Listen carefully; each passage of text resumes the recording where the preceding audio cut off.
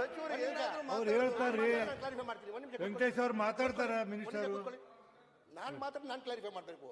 ಸನ್ಮಾನ್ಯ ಅಧ್ಯಕ್ಷೆ, ಆ ಚುನಾವಣೆ ಟೈಮಲ್ಲಿ ತೆಲಂಗಾಣ ನಾನು ಏನಂದೆ, ಯಾರೋ ಎದ್ದು ನಿಂತು ಇಂಟೆಲಿಜೆನ್ಸ್ ಒಂದು ಮೀಟಿಂಗ್ ಇತ್ತು. ಆ ಮೀಟಿಂಗಲ್ಲಿ ಯಾರೋ ಎದ್ದು ನಿಂತು ಅವ್ರು ಏನಂತ ಕೇಳಿದ್ರು, ನಮ್ಮ ಅಲ್ಪಸಂಖ್ಯಾತರು ಕಾಂಗ್ರೆಸ್ಗೆ ಮತ ಕೊಡೋದು, ಮತ ಕೊಟ್ಟು ಕಾಂಗ್ರೆಸ್ ಅಧಿಕಾರಕ್ಕೆ ಬಂದರೆ ಸಮಾನ ಅಧಿಕಾರ ಅಲ್ಲಿ ಅಲ್ಪಸಂಖ್ಯಾತರಿಗೆ ಕೊಡಲ್ಲ, ಅಧಿಕಾರಕ್ಕೆ ಬಂದರೆ ಅಂತ ಕೇಳಿದ್ರು. ನಾನು ಮಾತಾಡುವಾಗ ನಾನೇನಂದೆ, ನೋಡಪ್ಪ, ಕರ್ನಾಟಕ ಉದಾಹರಣೆ ಕೊಟ್ಟೆ. ಕರ್ನಾಟಕ ಚುನಾವಣೆಯಲ್ಲಿ ಈ ಬಾರಿ 2023 17 ಟಿಕೆಟ್ ಅಲ್ಪಸಂಖ್ಯಾತರಿಗೆ ಕೊಟ್ಟಿದ್ರು. ಅದರಲ್ಲಿ 9 ಜನ ಗೆದ್ದಿದ್ದಾರೆ. ಅದರಲ್ಲಿ 5 ಜನ ಮಂತ್ರಿ ಮಾಡಿದ್ದಾರೆ. ಅದರಲ್ಲಿ ನನ್ನ ಮಂತ್ರಿ ಮಾಡಿದ್ದಾರೆ, ರಹೀಂ ಖಾನ್ನ ಮಂತ್ರಿ ಮಾಡಿದ್ದಾರೆ, ಚೀಫ್ ವಿಪ್ ಸಲೀಂ ಅಹಮದ್ನ ಮಾಡಿದ್ದಾರೆ, CM ಪೊಲಿಟಿಕಲ್ ಸೆಕ್ರೆಟರಿ ನಸೀರ್ ಅಹಮದ್ನ ಮಾಡಿದ್ದಾರೆ.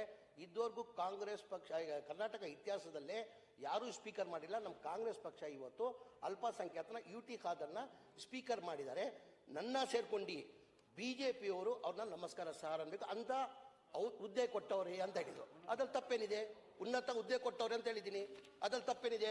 ಅಸ್ಸಲಾಂ ಅಲೈಕುಂ ಅಂತ ಹೇಳಿದ್ದೀನಿ. ನಾನು ತಪ್ಪಾಗಿ ಮಾಹಿತಿ ಕೊಡಬಾರ್ದು, ಮಾಹಿತಿ ಕೊಡಬಾರ್ದು ಸದನಕ್ಕೆ.